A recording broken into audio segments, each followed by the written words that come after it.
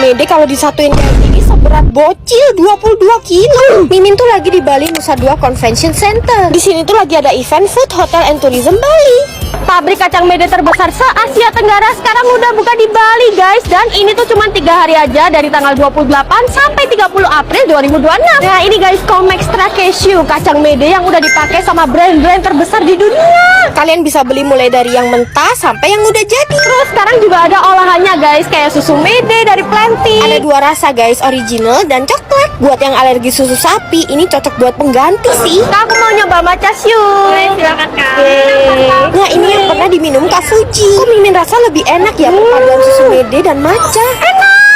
Dan selai kacang mede nati, dan ini tuh tanpa gula loh guys. Dan ini produk ready to eat-nya guys, Comextra Cashew dan nati. Nah ini guys, Comextra Cashew varian goreng. Kacang medenya tuh lebih gede-gede dan renyah banget. Mereka ini udah mengekspor kacang mede dari dulu loh. Jadi sebagai warga Indonesia jangan mau kalah guys, harus konsumsi kacang mede lokal yang banyak. Ini selai kacang mede tanpa gula guys. Selain lebih sehat, ini tuh rasanya jauh lebih enak. Masih ada kulitnya gini guys. Nah ini Comextra Cashew yang panggang. Katanya ya, yang panggang ini tuh lebih cocok kalau dimakannya bareng minum wine. Mimin sampai cari booth wine sekitaran situ dan makan mente diperin sama wine. Jujur ternyata cocok loh, bikin experience minum wine jadi level up guys. Terus kalau kalian belanja Comextra Cashew di event ini, bisa dapat kesempatan menangin grand prize. Kalau nggak sempet kesini juga nggak apa-apa, karena di Bali juga ada offline store-nya. Tapi better kesini sih, siapa tahu dapat emas. Emas beneran guys, nggak gimmick loh ini. Ketemu lagi ayam seekor tapi mungil banget guys, dan ini ada di Korea. Ada opa-opa jualan ayam utuh guys. Namanya tuh Hanguk Tongda. Screenshot aja ya lokasinya di sini. Kalau kalian taunya Korean fried chicken itu yang ditepungin dan disausin. Nah yang tradisional tuh kayak gini guys. Ayamnya seekor kecil-kecil dan digoreng tanpa tepung. Tuh tanpa saus apapun guys. Jadi cuma disajiin kayak gini doang. Dan biasanya orang-orang Korea tuh makannya bareng bir dingin. Dan dijualnya tuh harus per ekor ya. Kalau pesen pahanya doang ya nggak bisa lah. Sekecil ini loh pahanya. Ayo kira-kira yang ini jenis ayam apa ya? Kirain Mimin ayam ini tuh udah dimarinasi ya sebelumnya. Lah ternyata ini tuh hambar banget guys. Gak ada asin-asinnya. Tapi sebenarnya ayamnya doang ini udah gurih kok. Orang-orang Korea tuh emang gak demen asin.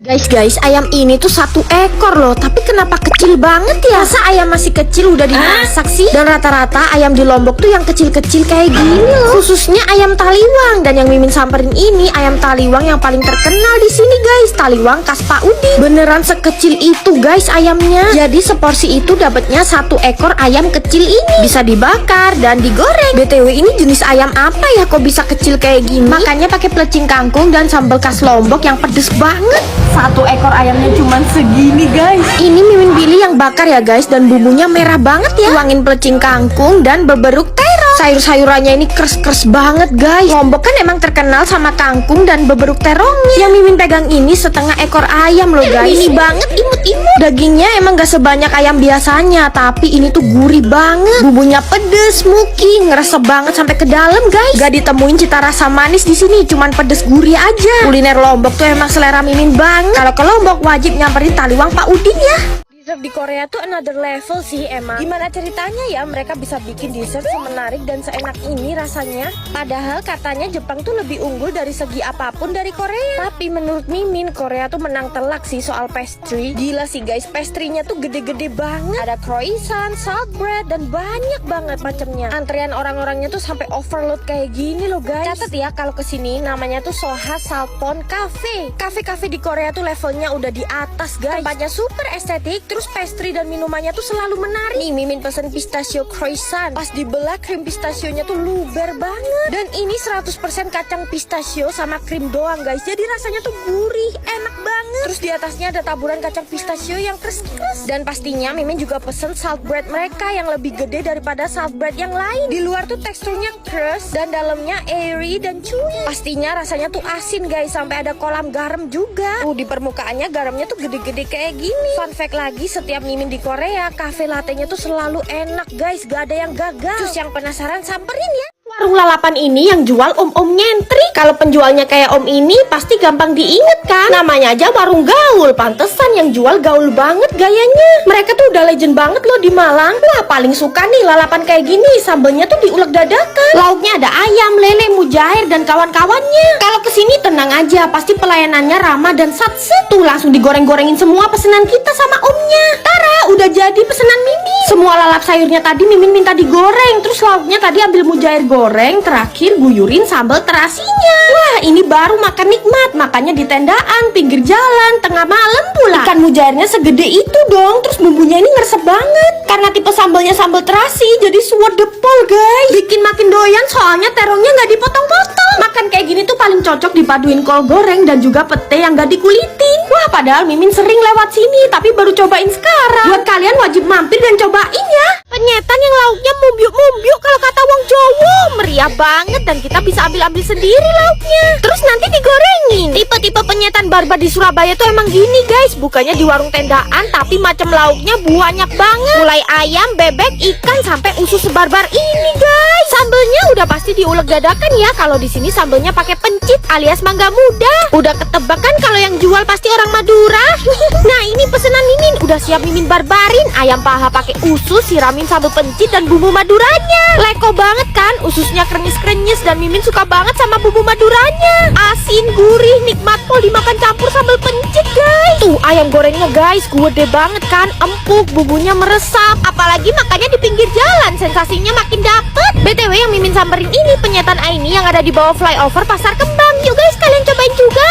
Jenis soto paling enak yang ada di Indonesia tuh cuman soto Betawi, no debat. Jeroan dan dagingnya digoreng dan kuahnya tuh kuah susu guys. Buat kalian yang suka soto Betawi Haji Husen tapi sering kehabisan, mending ke soto Jakarta M. Abbas ini deh. Mimin jamin ini counternya guys, jam bukanya tuh lebih lama. Terus jeroannya tuh lebih lengkap banget. Ada usus, paru, lidah, kikil, dan babat. Semuanya tuh digoreng dan stoknya melimpah guys. Nah, setelah itu disiramin kuahnya yang terbuat dari campuran antara susu dan santan. Dan pastinya rempah-rempah yang cuman orang Betawi doang yang tahu. Tuh guys, bedanya di sini tuh warna kuahnya agak sedikit merah ya. Seporsi Mimin pesen yang campur dan dapat sebanyak ini guys, semangkok. Udah gitu potongannya juga gede-gede lagi. Gila guys, paru gorengnya tuh gak ada obat, masih kres-kres nyes walaupun kena kuahnya. Mimin langsung tuangin aja deh jadi satu sama nasinya. Potongan tomat dan empingnya juga melimpah. Gak lebay ya kalau Mimin nyebutnya ini soto paling enak di Indonesia. Wah, ini sih rate-nya 1000/10. Please, kalian harus samperin soto Jakarta M. Abbas ini ya guys. Lokasinya di tendaan. Ini bukan bak cucian isi baju ya, tapi malah dibuat nyuci pentol. Tuh, seember penuh kayak gini guys pentolnya. Terus kalau udah tuh diisiin ke pancinya kayak gini. Mimin juga bantuin jualan dong. Nih, kenalin guys, nama beliau tuh Pak Tris. Beliau ini punya gerobakan bakso dan cilok. Nah, ini tuh pentolnya baru jadi guys. Bikinnya emang dadakan gitu di tempat. Setelah udah jadi, terus dimasukin deh ke pancinya. Bakso dan cilok Pak Tris ini tuh biasanya buka pas malam hari sampai subuh. Mangkalnya tuh di daerah Jalan Kertanegara depan Galaxisius Malang. Tiap malam tuh ruame banget dan kita bisa ambil-ambil sendiri. Ini ya, Mimin tuh ngambilnya ngawur aja guys, gak ngitung. Dan sebanyak ini, masa kata bapaknya cuma 5.000 aja. Ya ampun, jadi kasihan Mimin dapat untungnya dari mana coba. Cobain polosan dulu ya. Jujur ini tuh kayak berasa makan bakso aci guys. Guyurin sambelnya yang banyak dan saus sampai merah. Masih gak habis pikir sebanyak ini cuma 5.000 rupiah. Beneran mirip bakso aci yang ada di Bandung. Pentolnya kenyal-kenyal dan kuahnya tuh gurih guys. Yuk guys, kalian larisin juga dagangan Pak Tris ya. Cowok, soto Purwokerto kemarin kan dapat 2/10. Nah, kalau soto Padang ini nilainya berapa? 10/10 lah. 10/10. Iya. Wah, berarti ini. approve guys, by Mimin cowok guys. Soto Padang terenak, soto Padang Pamulang. Lokasinya ada di Jalan Terusan Kawi nomor 4. Jadi kalau soto Padang tuh dagingnya digoreng dulu guys. Tuh. Di sini tuh soto Padangnya cuma 15.000 dan kalau 25.000 udah dapat iga guys satu. Jadi kakaknya ini tuh perantau dari Padang ya guys. Udah pasti otentik. Dulu jualannya di samping DNR Suhat ya, dan sekarang tuh pindah. Mimin langganan soto Padang di sini sejak tahun 2016. Panas-panas mantep banget guys. Untuk rasanya sih dominan rempah, tapi sensasi segernya tuh masih ada kok. Dan kuahnya sedikit oily. Nah, yang ini yang iga guys. Tuh, iganya tuh gede banget loh. Tuh. Wow. Terus kerupuknya harus pink kayak gini guys.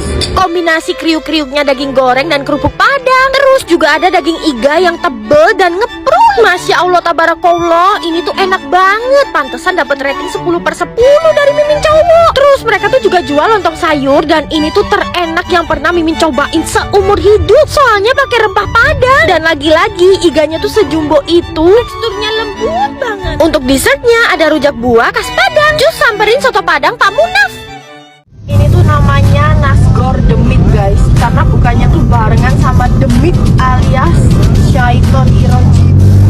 Waduh, jangan-jangan yang makan sebanyak ini juga demit ya? Enggak guys, ternyata katanya yang jual demit itu maksudnya merah. Nasi gorengnya tuh merah dan rasanya pedes banget. Lagian bukannya juga dari malam sampai subuh sih, waktu dimana setan-setan beroperasi. Kan jadi serem juga ya. Nasi gorengnya tuh udah setengah jadi guys, tinggal dipanasin doang dan dikasih minyak-minyak bumbu tambahan. Terus Mimin juga nambah telur dadar yang ternyata di atasnya tuh ada sosis dan bakso. Nasi gorengnya tuh digoreng sampai kering gitu. Ini tipe nasi goreng yang Mimin suka. Porsi sebanyak ini harganya cuma 20.000 doang guys. Wangi cabenya berasa dan ini tuh smoky banget. Wajib makan pakai kerupuk bawangnya ya. Nasi gorengnya pedes dan mantep banget. Apalagi kalau makannya tengah malam ya, nikmatnya kebangetan. Kalian penasaran cobain yuk. Tapi hati-hati ya, ketemu demit beneran.